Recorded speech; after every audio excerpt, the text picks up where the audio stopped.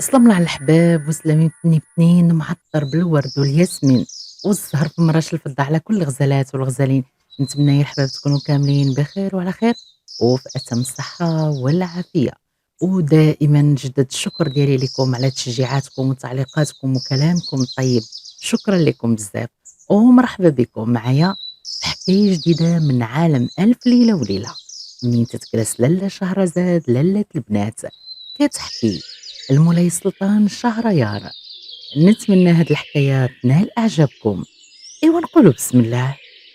بسم الله بديت، باسم مولانا مفتاح كل قول، واسم الله حجب القول في السطور، والصلاة والسلام على طه محمد الرسول. سيدنا محمد ينبع كل نور. نعيد لكم قصتها تحير ساير العقول.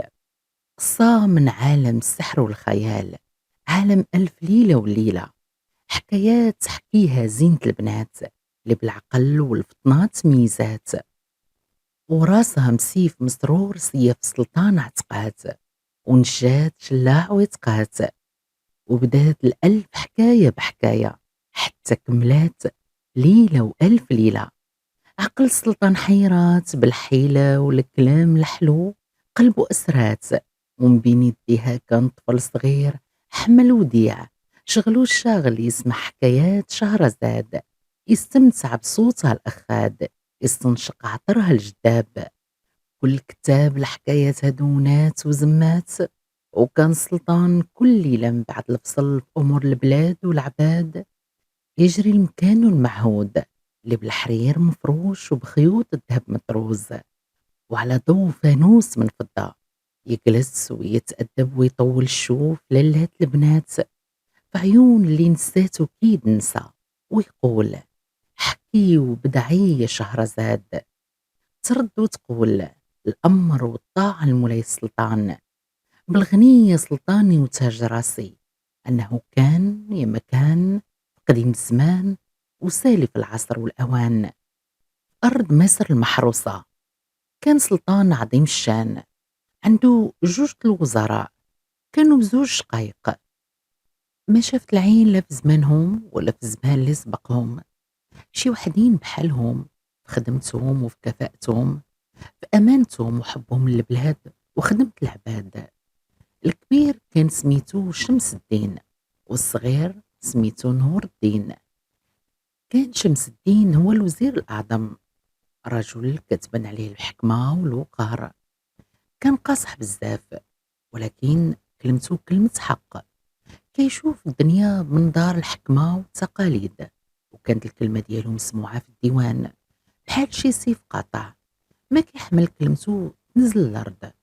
أما نور الدين فكان كيشبه الخوف في الذكاء والأمانة وفي حبه العمل ديالو، لكن كان لين في طبعه، كان قلبه حنين. كان عزيز عليه قراءة الشعر والفنون، كانت نظرته وتفكيره مختلفين على خوه، واخا كيصبوا كلهم في مصلحة البلاد. ولكن حيت نور الدين كيقرا كتب وكيطلع على علوم جديدة، كان تفكيره مختلف، مفتوح على الدنيا. وهذا اللي خلاهم مكملين بعضياتهم. وسلطان البلاد كانت ثقته فيهم كبيرة وما لها حدود، خلاهم يسيروا شؤون المملكة بزوج بحال اللي هما روح وحدة جسد واحد. حتى جات ديك الليلة اللي كانت ليلة مشؤومة. كان القمر بدر مكمول مضوي، قصرهم بزوج لأنهم كانوا ساكنين في قصر واحد، ما كانوا يقدروا يتفرقوا. كان قصر كيطل على واد النيل. جلسوا الخوت في حديقة القصر ديالهم، اللي كانت حديقة مزينة بأحلى الورود وفيها خصاص كتيرة، الماء كيرقرق في كل مكان. كانت هذيك هي جلستهم من بعد ما تيساليو من شؤون الديوان، كيتعاودوا على ما داز عليهم داك النهار، كيتناقشوا في بعض الشؤون وكيحاولوا يلقاو لها حل. شمس الدين كيما عادتو في جلستو، جلسة مفخمة وتقول هو مولاي السلطان، شاد في يدو كيما عادتو تيلعب بين صبعانو بالتسبيح ديالو اللي من حجر الكهرمان. هو يقول خويا نور الدين، احنا وصلنا من العمر داكشي اللي وصلنا ليه، وربي عطانا الجاه والسلطان، ودابا ما بقات لينا حتى شي أمنية في هاد الدنيا، عايشين في هاد النعيم كله وربي ينعم علينا بهاد المحبة اللي بيناتنا حتى صبحنا كي التوام، ما كنتفارقوا لا ليل ولا نهار.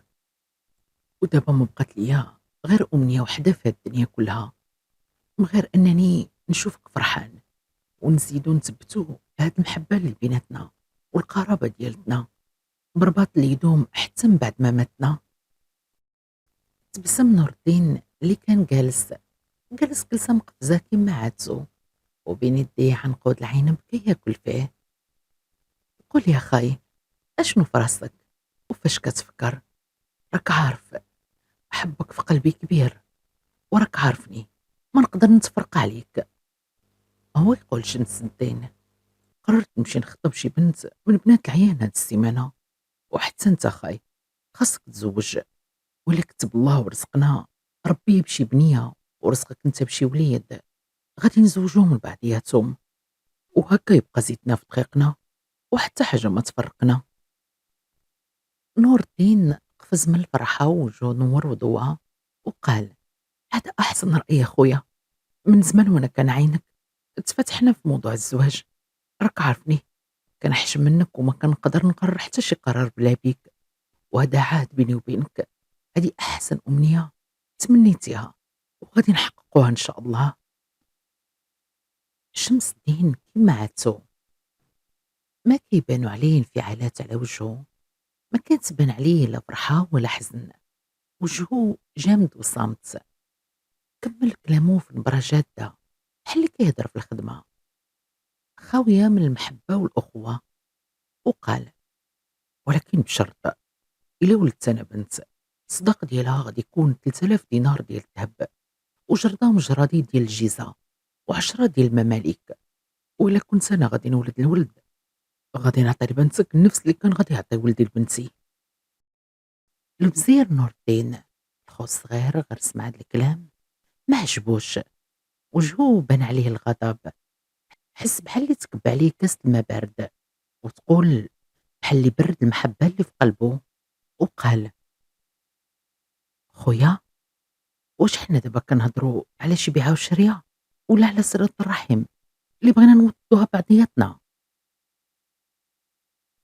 شمس الدين سكت وطول الشوفة في خاه شوية، ويضحك واحد الضحكة كانت قصيرة باينة ما طلعش من القلب. نور الدين، انت كتحلم بزاف، هادو هما التقاليد والاصول. الا تزادت ليا بنت غتكون بنت الوزير الاعظم ديال البلاد، وما غاديش نجوجها الا الا كان كلشي غادي يليق بمقامها وبالمقام ديالي انا، ولدك هو اللي خاصو يسعى باش يوصل لهاد الشرف. ايوا الزوج خوت بحال يدخل بيناتهم الشيطان، الطاجين باقي ما داروا فيه ما يتحرق، لا هما تزوجوا ولا ولدوا، لا الولاد ولا البنات. ايوا كلام شمس الدين كان قاصح على نور الدين، الدم غلا في راسو وعينيه حمروا غوبش، تبدل على داك الشخص اللي كان عاد جالس البسمة مرسومة عليه. واخا كان كيهضروا في أمور البلاد والعباد والسياسة، إلا أنه كان مرة كيعاود حكاية ظريفة ويعاود نكتة ظريفة، حتى من العنقود العنب اللي كان في يديه رماه فوق الطبلة. هو يقول: انت عارفني مزيان وعارف البير وغطاه، وعارفني ما كنخبي فلوس ما كنشريهم ممتلكات، من غير الفلوس اللي حطيت شاركت معاك في بنيان القصر. فلوسي عاطيهم في الصدقة هي خسرهم على صحابي، سفراتنا وسهراتنا. راك عارفني ما كنبغي نبخل عليهم، وكنبغي نجود عليهم بالخير اللي عندي، وفوق هادشي كامل باغي تعامل بناتنا اللي باقي ما تخلقوش بحال شي جاريات في سوق العبيد، عندهم ثمن وكيتباعوا وكيتشراو. انا نهار نفكر في الزواج ديال ولادنا غادي نقول الفاتحة كافيانا، سواء كانت عندي البنت او كان عندي الولد، وما تنساش باللي حنا خوت وهادشي ما خصوش يكون بيناتنا. شمس الدين اللي ما مولفش من خاه الصغير نور الدين هاد اللهجة ديال الكلام وما لفوش يترد معاه في الكلام ولا يتناقش معاه في شي فكرة قالها، خصوصا في شي أمر إلا كان بيناتهم. ديما كيعاملوه بحال اللي هو باه، وما خصش كلامو يتنى ولا يتزايد معاه. وقف وهز قفطانو وكان غضبان وما عجبو حال. هذا هو الكلام اللي عندي يا نور الدين، وما تنساش أنا هو الوزير الأعظم في هاد البلاد، أنا هو الأصل وأنت الفرع.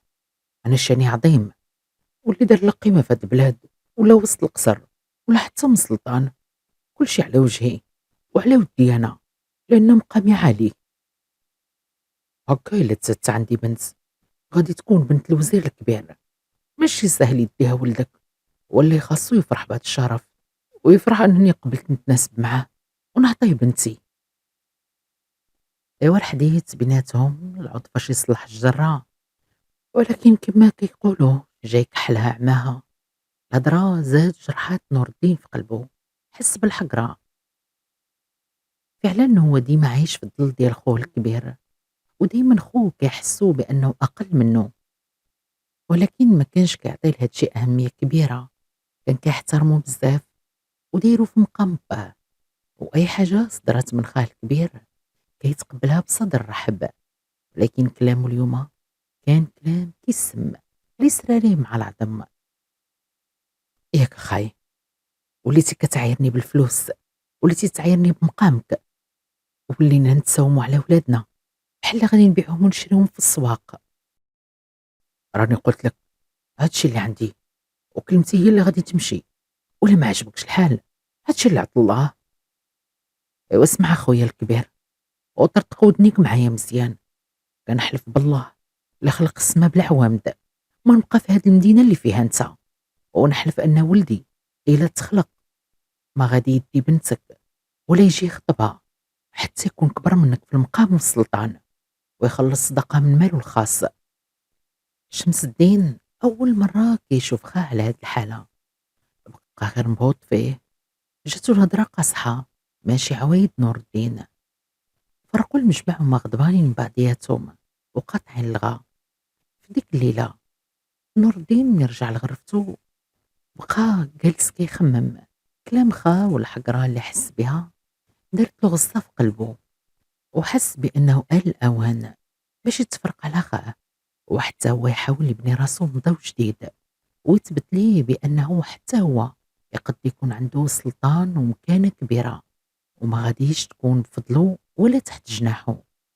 جمع الجواهر والذهب اللي عنده وشي فلوس، ولبس حوايج تاجر عادي، وخرج كيتسلل وسط ظلام الليل.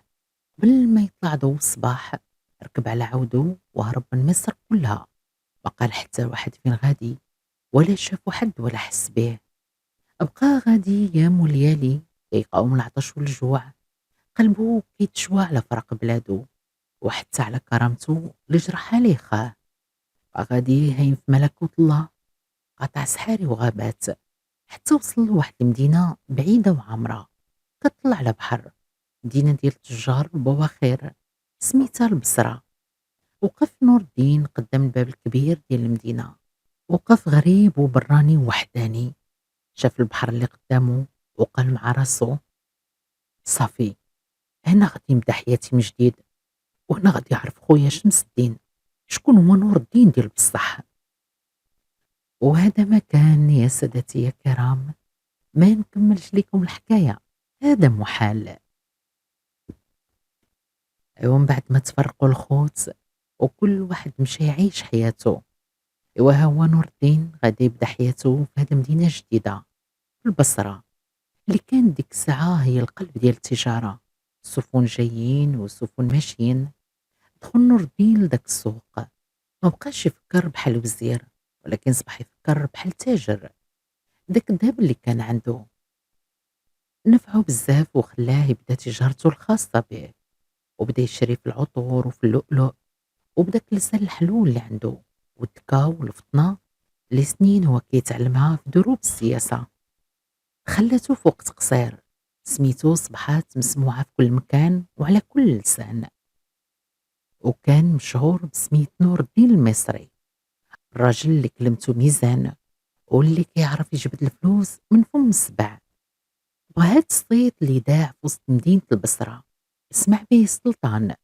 كان راجل كبير في العمر وحكيم، وكان مولوع بلعبة الشطرنج.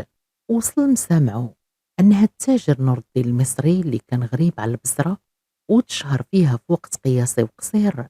حتى هو من أحسن الوحدين اللي كيلعبوا الشطرنج، وغلب كل التجار اللي كانوا معروفين بها. السلطان صيفط واحد من عسكرو يستدعي نور الدين المصري عنده القصر باش يشوفوا ويجربوا واش بصح كما عاودوا ما كاينش اللي يقدر يفوز عليه في هاد اللعبة. وفي ديك الليلة حضر القصر السلطان اللي استقبلوا أحسن استقبال. نور الدين المصري غلب السلطان ماشي غير في اللعب، ولكن غلبوا حتى في الكلام اللي ديال السياسة دار بيناتهم. حيت سلطان البصرة منين شاف هاد الذكاء والحكمة على هاد الغريب نور الدين حب يجربو كتر، ماشي غير في لعبات الشطرنج ولكن حتى في السياسة. وسولو على واحد الضريبة كان ناوي يفرضها على العباد. هنا نور الدين شرح ليه بأن هاد الضريبة غتزيد تفقر الفقير وتغني الغني، وعطاه خطة أخرى باش يدخل الفلوس للبلاد والخزينة ديال الدولة بلا ما يضر العباد. الوزير ديال البصرة اللي كان حتى هو راجل كبير، الله يكبرنا ويكبركم على طاعة الله، وصحته صبحات على قد الحال، وشاف نور الدين داكشي اللي كان كيتمنى يشوفه في ولادو. من بعد ديك الليلة وديك السهرة اللي دوزها نور الدين في قصر السلطان، لغت ليه الصباح الوزير ديال السلطان استدعاه حتى هو لقصرو. ومن بعد ترحاب وماكلة وحط ليه كل مال وطاب. من بعدها مشى هو والوزير دار واحد المجلس خاص ديالو، الراس في الراس، وبدا الكلام بلا مقدمات. ويقول ليه: شوف ولدي نور الدين، بلا مقدمات ولا سطوال في الكلام، غنجيك نيشان. انا شفت فيك العقل والرزانه. عندي بنت وحده سميتها الغاليه، قاريه وواعيه ومضويه بحال شي شمعه، ما لقيتش لها احسن منك. والسلطان ما غاديش يلقى ما احسن منك يكون وزير بلاصتي. نور الدين تفاجأ بكلام هاد الوزير اللي شافه مرة واحدة، وصدق عرض عليه مكانته في القصر وحتى بنته. وها هو اللي هرب من الزواج المشروط، ها هو الوزير بقدو بقامته، واللي ما عرف حتى هو مقامه كي كان في البلاد، هو اللي كيعرف عليه غير تاجر عادي وغريب على البلاد. ها هو سلم ليه في المنصب ديالو وغادي يزوج ليه حتى بنته بلا شرط ولا قيد. نور الدين حتى هو فرح بزاف وما رد ليه الطلب ديالو في وجهه. تزوج بالغالية، فعلا كانت كما قال، العقل والرزانة والعلم وحتى الزين. عاش معاه بسعادة وهاني مهني. شوية مات الوزير وسلم الروح البريئة. نور الدين خدا بلاصتو ولا هو الوزير ديال البصرة، الوزير الكبير والصدر الأعظم. الناس كلها كانت كتبغيه. في نفس الوقت في مصر خوه شمس الدين حتى هو كان تزوج بنت كبير القضاة.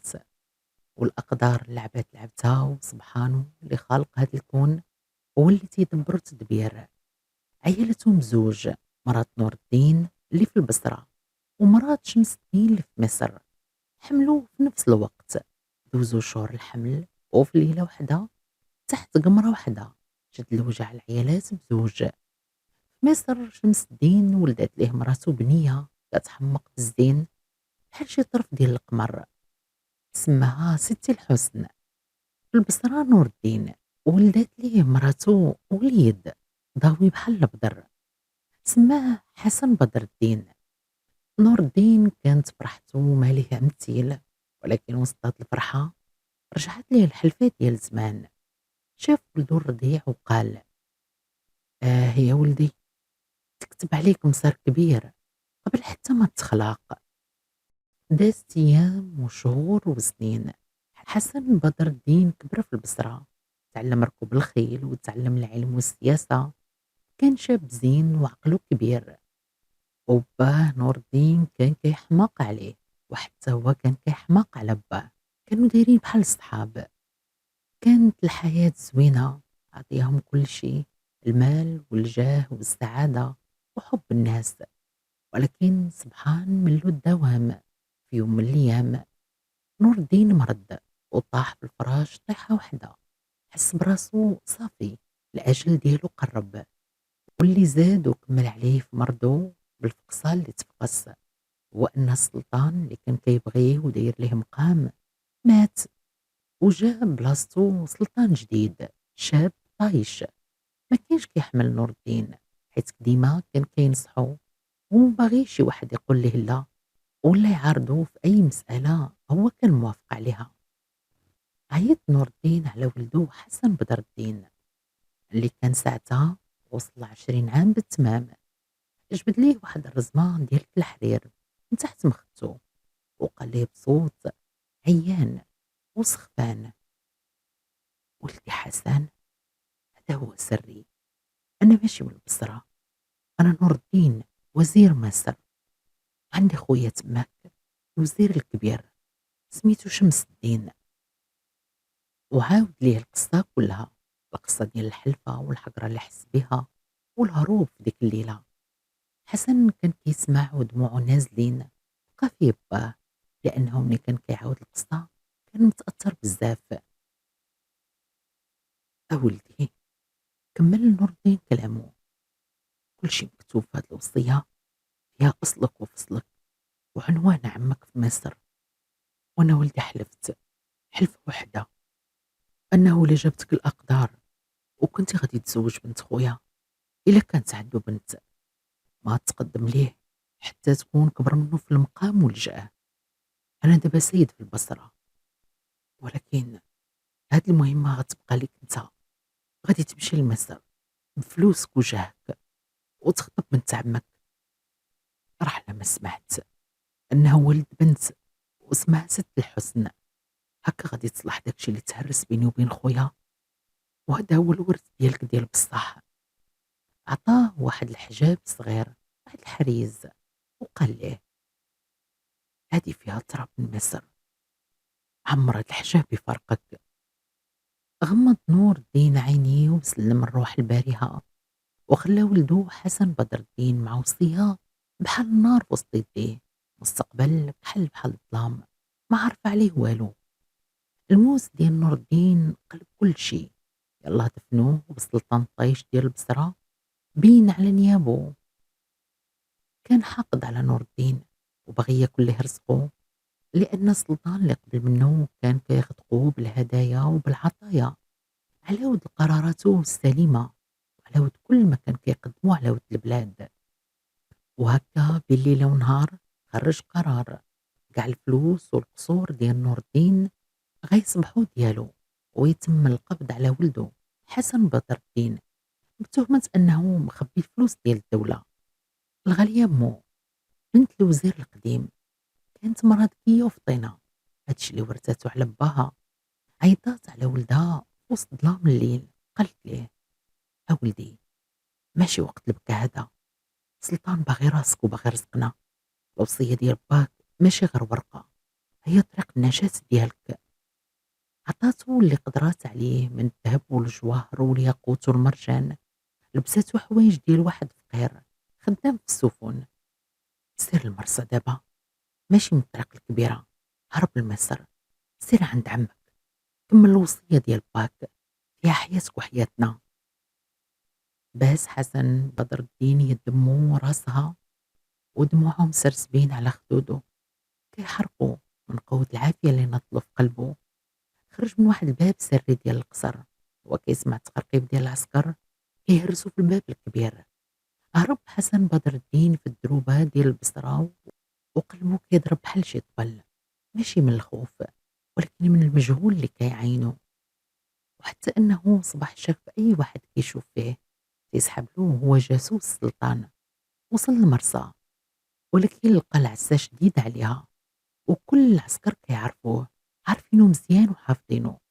عرف راسو ما غاديش يفلت، بعد من المرسى وبقى غادي مع الشط حتى وصل لواحد الخربة ديال شي منارة قديمة، بلاصة كانت خاوية. العيا والحزن قتلوه، دخل تلاح فوق ديك الرملة الباردة ومزير على الوصية اللي عطاه باه. بكى حتى شبع لأنه كان حاس براسو باقي ما بكاش في خاطرو، ما خلاوش حتى يحزن وياخد وقته في الحزن. ومن بعدها بدا النعاس، ماشي نعاس ديال واحد مرتاح ناعس فوق فراشو هاني مهني، ولكن ديال واحد هربان ما عرف مناياش. كتوصل للات البنات لوسط الحكاية، كتقعد وكتبقى تجلس تمتاني، كتاكل ليها شي حاجة من الفاكهة، كتشرب الما، كتشوف مولاي السلطان اللي حال فمو كيعاينها وكتقول ليه: "وهنا يا سلطاني يا تاج راسي". كتسالي حكاية البشر وكتبدا حكاية القدر والجنون. ديك الليلة السما كانت صافية وبين الغيام كانت كتسرى واحد الجنية، جنية واعرة من كبار المرضى، كانوا كيعيطوا عليها ميمونة. كانت كدور وكتسارى ساليتها العادية وهي تشوف داك الشاب اللي نعس وداير بحال البدر طايح فوق الرملة. قربات منه، صدمات من الزين اللي فيه اللي عمرها شافتو على شي بني آدم. قالت مع راسها: سبحان الخالق، هاد الزين كله والله ما كاين محسن من هاد الولد. وهي كتأمل فيه وقف عليها واحد العفريت كحل وعامر طول بعرض، كان من ملوك الجان، سميتو دهنش. كان راجع من الصين، شاف ميمونة واقفة ومبورة على غير عادتها وقال لها بصوت خشين: اش كديري هنا ميمونة؟ وشكون هاد خينا اللي كتشوفي فيه بحال المسحورة؟ وهي تقول له ميمونة: اسكت يا دهنش، شوف وقول سبحان الله، شوف هاد الولد اللي ما عمري شفت زينو على شي بني آدم. دهناش ضحك حتى بان ضرسو الأخرى بان خر ديال فمو رغم أنه كان كبير بزاف.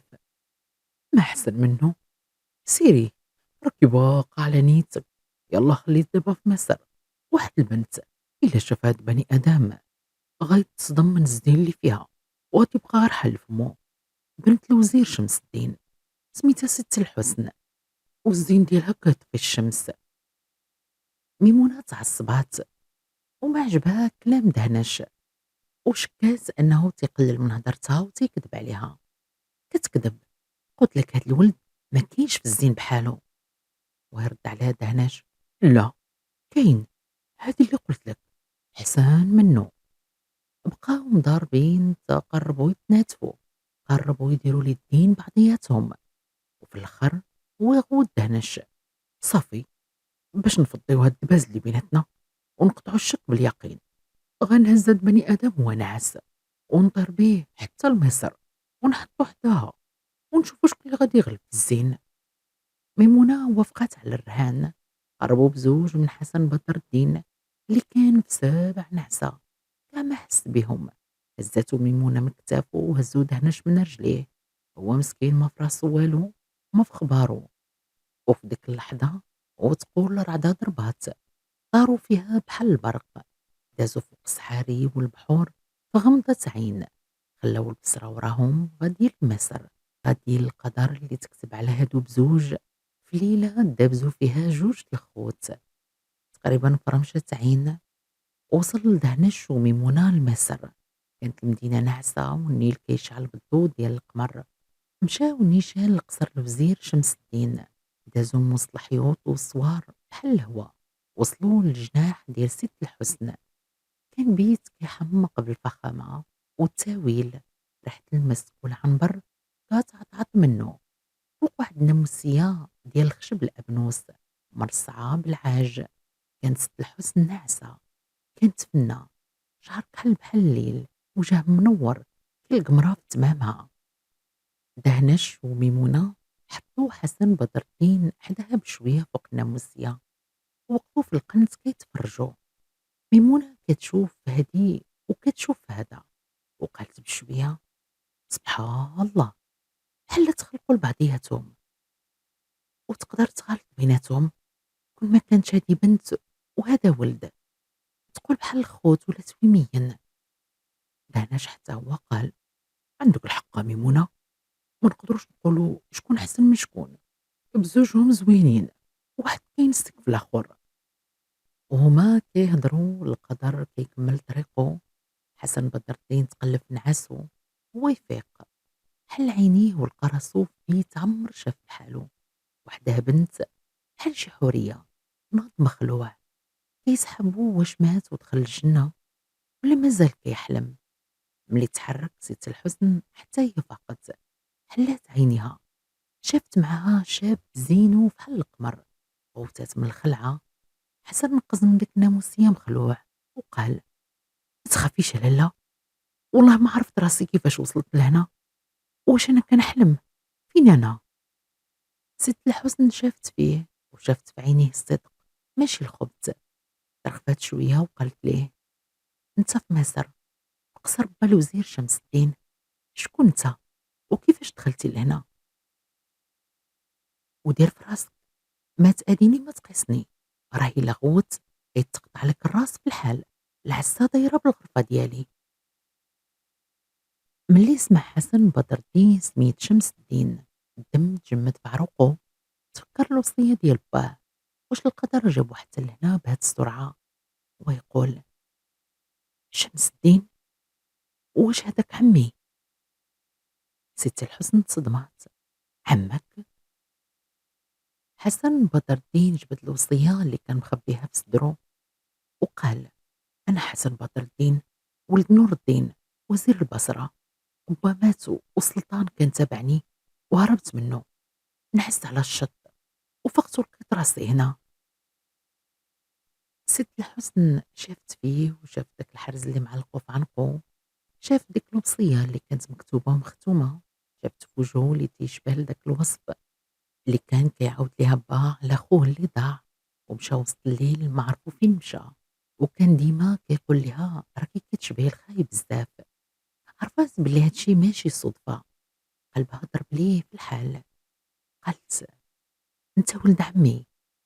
جاوبها: وانتي، واش انتي ست الحسن؟ حركات راسها بآه. بقاو كيشوفوا بعضياتهم وديك الخلعة تحولات لدهشة. دهشة تحولات لحب كبير بحال اللي كان كيتسناهم هادي 20 عام. ست الحسن ربات على الشجاعة والجرأة، وهي تقول ليه: أكيد القدر هو اللي جابك لهنا. با ما غاديش يرفضك إلا عرفك، ولكن ما غاديش تيق هاد القصة.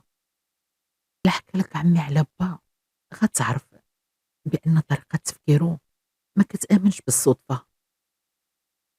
ويقول حسن: با وصاني نتزوج بيك وأنا قدامك، ما في جيبي والو من غير هاد الوصية.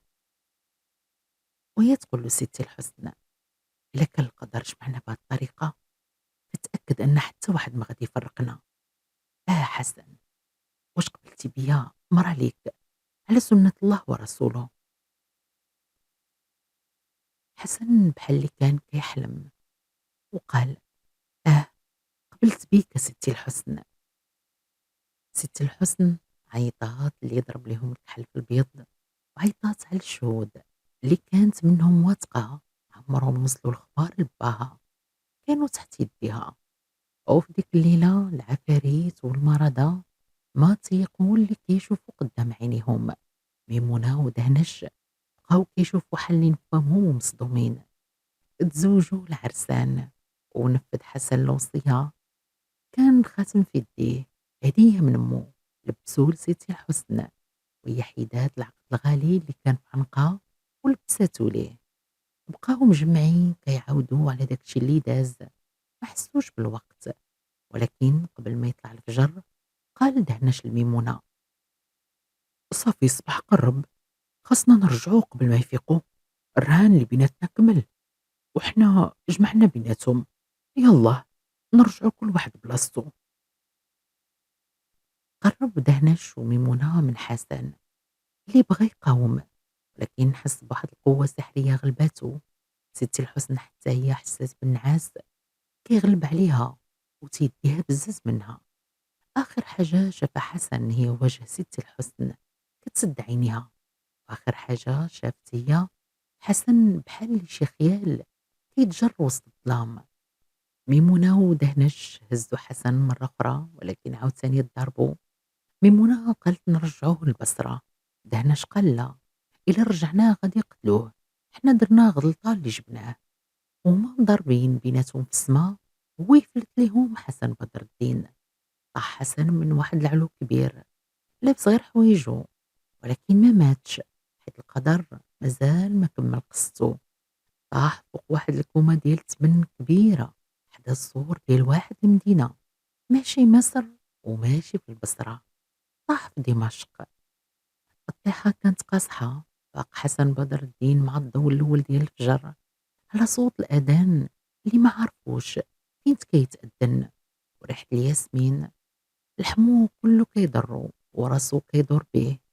شاف جنابو، لقى راسو فواحد الزنقة ضيقة، لابس غير حوايج خفاف، عندو فلوس بلا سلاح، حتى النعال ما لابسو في رجليه. الصدمة كانت كبر من عقلو، دازو عليه 3 ديال الأقدار في ليلة وحدة. هرب من البصرة، عريس في مصر، وهو عريان وسط دمشق، وسط زناقها. تخلطوا عليه الأحداث، كيسحبوا داك الزواج ديال ستي الحسن كان غير حلمة وفايتة، ولا شي خيال كان كيخربق فيه. الحاجة الوحيدة اللي تأكد ليه باللي ماشي حلمة هي داك العقد الغالي اللي مازال في عنقو، العقد ديال ست الحسن. طبع العقد تحت حوايجو وجلس، شدها الفقصة ما عرف ما يدير. بداو الناس خارجين لخداميهم ولصلاتهم كيشوفوا فيه مستغربين، هاد الشاب اللي عليه هاد الزين ولابس غير هاد الحوايج خفاف، يسحب ليهم يا إما حمق يا إما شي سكران. ديك الساعة داز من حداه واحد الراجل كبير في السن، الظاهر على وجهه الطيبة والوقار. هاد الراجل كان هو كبير الطباخين في دمشق، ما عندوش الولاد. وقف حدا حسن بدر الدين، ما شافش فيه كيما شافوا فيه الناس، حمق ولا هبيل ولا سكران. شاف في عيونو حزن كبير، ومن خبرته في الدنيا باين عليه ولد أصل. ويقول ليه: شكون انت ولدي؟ واش نوصلك لهاد الحالة؟ حسن ما قدرش يعاود ليه القصة العجيبة اللي طرات ليه. شكون غادي يتيقو؟ ويقول ليه: أنا غريبة عمي، تودرات بيا الطريق وتسرق ليا متاعي، وحتى الزاد ما طاح بشوفي، هادي ليلة ونهار. بقى داك الراجل الكبير كيشوف فيه ويقول ليه: ماشي مشكلة ولدي، يلا نوض معايا، عندي ليك واحد الخدمة وماكلة. داه معاه لواحد الكشينة كبيرة، عطاه ما ياكل وما يلبس. ومن داك النهار حسن بدر الدين ولد الوزير، بدا حياة جديدة كخدام عند طباخ دمشق. حسن كان ذكي، دغيا تعلم الصنعة، مات الطباخ هو اللي خدا بلاصتو، ولا سميتو معلم حسن، أشهر طباخ في بلاد الشام كلها. الناس الكبار كانوا كيجيو ياكلوا من يديه، خصوصا واحد الطبق اللي كان كيتفنن فيه، مصايبو من عصير الرمان ومع الزهر واللوز. بقى سنين على هاد الحال، عايش نجاحو كطباخ في دمشق. حياته كانت زوينة وهانية، ولكن حاجة وحدة كانت منغصة عليه هاد الفرحة. مرة كيتفكرها، كان قلبه باقي مع ديك الحلمة ديال مصر، كان مخبي داك العقد. وكل ليلة كيسول راسو: واش هاديك ست الحسن، واش كانت بصح ولا كنت غير كنحلم؟ فاش ميمونة ودهناش هزو حسن بدر الدين من حدا ست الحسن، لغت ليه الصباح ناضت الروينة.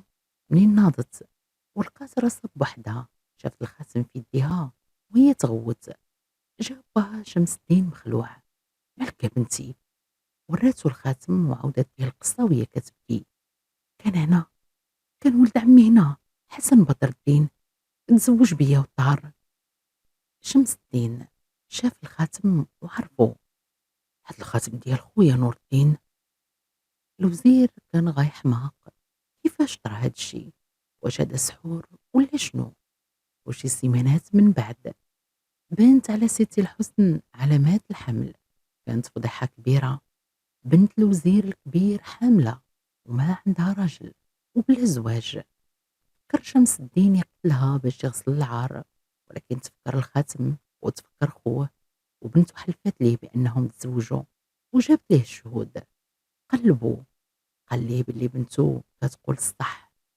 خبعها في واحد جناح سري في القصر، وخرج خبار باللي هي مريضة، مرض خايب. داز 9 شهور بالتمام، ولدات ست الحسن وليد، نسخة ديال باه حسن بدر الدين، وسماوه عجيب، رباه شمس الدين في القصر. ولكن خبعوه على الناس، كبر عجيب وما عرفش باه. كانوا الدراري في الجامع كعايروه: عجيب ولد الحرام، شكون هو باك؟ كان كيرجع يبكي لجدو شمس الدين اللي ساعتها شرف وشعرو شاب بالفقصة وندامة. ندم على ديك الهضرة اللي قال خو نور الدين، وندم على حال بنتو اللي عايشة بحال شي هجالة، وحفيدو اللي كيكبر بلا أب. ملي وصل عجيب لعمر 12 عام كان وليد غير كل قرانو، ذكي وقوي. رجع واحد النهار من الجامع وعينيه منفوخين بالبكا، حيت ضربوه الدراري وحقروا عليه. وقف قدام جدو شمس الدين وقال: جدي، كنحلف لك بالله ما ناكل ما نشرب حتى تقول لي شكون هو با، ولا كان ما عنديش با قتلني وهنيني من هاد العار. أنا الوزير شمس الدين ضر قلبه، عنق حفيدو: باك ولدي ماشي مجهول، باك هو حسن بدر الدين ولد خويا نور الدين، وقصتو كتر من الخيال. ودابا غنسمح في الوزارة وغادي نديك انت وامك وغندورو الارض كلها شبر بشبر، يا اما نلقاو باك يا اما نموتو في الطريق. الغد لي شمس الدين نازل على مكانو عند السلطان، وجد قافلة كبيرة وهز حفيدو عجيب ومو ست الحسن، وخرجوا من مصر كيقلبوا على خيال اللي داز في ليلة وحدة. القافلة ديال الوزير شمس الدين وحفيدو عجيب وستي الحسن دارت بلدان كتيرة، كيسولوا في كل مدينة على واحد سميتو حسن بدر الدين، ولكن حتى واحد ما عرفو. دازوا على القدس وبيروت وحلب، دازت شهور والأمل بدا كيموت. بالتالي وصلوا لدمشق، نصبوا الخيام ديالهم على برا المدينة، ودخل شمس الدين وحافدو عجيب للسوق باش يسولو. هما غاديين في السوق حس عجيب بالجوع ويقول لجدو: جدي، قتلني الجوع، وهاد الريحة ديال الماكلة في هاد المدينة كتحمق. شمس الدين بدا تيقلب فين غادي يوكل عجيب، بدا كيدور عينيه في وسط المدينة، كيبان ليه واحد المطعم كبير وعامر بالناس وعليه ازدحام، وغير الناس الكبار كان هو ديال حسن بدر الدين. قال شمس الدين: يلا ولدي نجلسو هنا وناكلو. دخلوا وجلسوا، بلاصة كانت نقية ولها راجل زين كتبان عليه الهبة، واخا لابس حوايج الذهب. ايوا كان هذاك هو حسن بدر الدين. شاف حسن في الضياف جداد، قلبو ضرب واحد ضربة غريبة. مني شاف الولد عجيب حس بحال شي حاجة كيعرفها، ولكن مشى يكمل خدمته. جا عندهم الخدام اللي كان معاه: شنو تاكلوا سيدي؟ قال شمس الدين: جيب لنا أحسن ما عندكم. الخدام قال: عندنا اليوم واحد الطبق خاص ديال الأمراء، مصايبو المعلم ديالي برمان والزهر واللوز. عجيب نقز: بغيت هذا جدي. حسن يدخل يصايب هاد الطبق اللي يطلب منه هاد الخدام، يصايبو لواحد من الزبناء. شد الرمان وفي السوق قادو بديك الطريقة اللي كانت كتعلمو ليه مو في البصرة. يقسم رمان مناص ويفرك فيه مزيان ويهرسو حتى حبة ما تبقى، ويدير عليه الزهر واللوز. الخدام جاب طبق العجيب اللي شدو وشاف فيه وخسر وجهه ما عجبو حال. جدو سول: مالك ولدي، علاش ما عجبكش؟ عجيب دفع الماعون من حداه وقال بصوت عالي: ما بغيتوش، هاد الطباخ ما كيعرفش يصايب الرمان. الخدام تعصب وما عجبو حال، قال له: لا، ما يمكنش، راه المعلم ديالي بيدو صايبو. حسن بدر الدين سمع الهضره وخرج، شاف الولد وقال ليه غير بشويه: اشنو هو العيب اللي فيها ولدي؟ راه كبار القوم كيشهدوا ليا به وكل شي في البلاد كيعجبو. وقف عجيب معصب وقال: الحب في الطريقه باش نصايب. انا امي في مصر علمتني بان با الله يرحمه كان كيصايبو بطريقه اخرى، كانت كتقول لي: ما تهرش الحبات ولدي، خاصك تفركها كامله.